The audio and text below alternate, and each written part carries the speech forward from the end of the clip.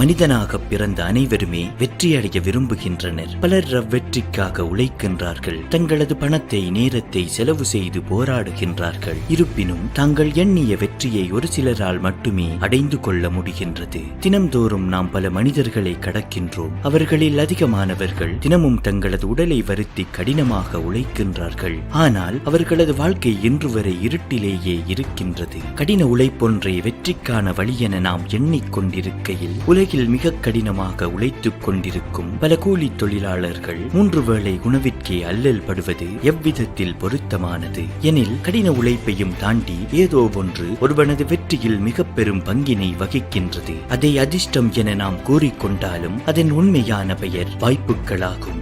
இங்கு மனிதனாக பிறந்த ஒவ்வொருவரும் தன் வாழ்வின் அடுத்த கட்டத்திற்கு நகரும் வாய்ப்பினை அடிக்கடி பெறுவான். அவன் ஏழையாக இருந்தாலும் பணக்காரனாக இருந்தாலும் உதவிக்கு யாருமற்று இருந்தாலும் அவன் தனக்கான வாய்ப்பினை அடைந்தே தீருவான். ஆனால் வருத்தத்திற்குரிய விடயம் யாதெனில், அவ்வாய்ப்புகள் தன்னிடம் வரும்போது அவற்றின் பெருமதியை அவன் அறிவதில்லை. எனவே அவனது கண்களுக்கு அவ்வாய்ப்புகள் ஒரு தடையாகவோ அல்லது தேவையற்ற முயற்சியாகவோ தோன்றுகின்றது. இதன் காரணமாக அவ்வாய்ப்புகளை அவன் ஒரே நொடியில் புறக்கணித்து விடுகின்றான். வாழ்வில் நமக்கு பல இலக்குகள் இருக்கும். நமது வாழ்க்கை இவ்வாறுதான் அமைய வேண்டும் என்ற விருப்பமும் இருக்கும். இருப்பினும் அவ்விலக்குகளை அடைய நாம் பல சவால்களை எதிர்கொள்ள வேண்டி வரும். ஆனால் யதார்த்தம் யாதெனில், நம் கண் முன்னே அச்சவால்கள் தோன்றும் போது அதிலிருந்து விரண்டோடவே நமது மூளை விரும்புகின்றது. இதை தவிர்த்து ஒரு இலகுவான பாதையை தேர்ந்தெடுத்துக் கொள்ளலாம் என நம் உள்ளுணர்வுகள் கூச்சலிடுகின்றன.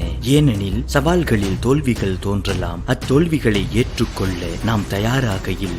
இன்று சவால்களை புறம் தள்ளுவது உங்களுக்கு சொகுசாக இருக்கலாம். அது தற்காலிக மகிழ்ச்சியை தரலாம். ஆனால் உண்மையிலேயே அச்சவால்களே உங்களது எதிர்காலத்திற்கான ஏணிப்படிகளாகும். அப்படிகள் உங்களிடம் வரும்போது அவற்றை நீங்கள் புறக்கணிப்பீர்களாக இருந்தால், இன்று நீங்கள் எங்கு நிற்கின்றீர்களோ அதே இடத்திலேயே இன்னும் 20 வருடம் கழித்தும் நிற்பீர்கள். ஆனால் இன்று உங்களுடன் நிற்கும் அனைவரும் உங்களை கடந்து முன்னேறியிருப்பார்கள். அச்சமயத்தில் உங்கள் மனமெங்கும் வருத்தங்கள் சூழும். உங்களது இறந்த காலம் ஓர் ஏமாற்றமாக மாறும். அன்று நீங்கள் புறக்கணித்த வாய்ப்புகள் அனைத்தும் உங்களது கண்முன்னே தோன்றி மறையும். அப்போது உங்களை தோற்கடித்த உண்மையான எதிரியை நீங்கள் கண்டுகொள்வீர்கள். அதுவே தோல்வி பயமாகும். இன்று உங்கள் முன்னால் ஒரு வாய்ப்பு தோன்றும் போது அதனுடன் இத்தோல்வி பயமும் சேர்ந்து தோன்றும். இம்முயற்சியில் நாம் ஒருவேளை தோற்றுவிட்டால் அத்துடன் நமது வாழ்க்கையே முடிந்துவிடும் என்ற எண்ணம் தோன்றும். ஆனால் உண்மை யாதெனில், ஒரு முயற்சி பெறுமதியானது என உங்களுக்கு தோன்றி அதில் நீங்கள் தைரியமாக குதித்தால், அம்முயற்சியில் நீங்கள் தோல்வி அடைந்தாலும் உங்கள் வாழ்க்கை அழிந்து விடாது. மாறாக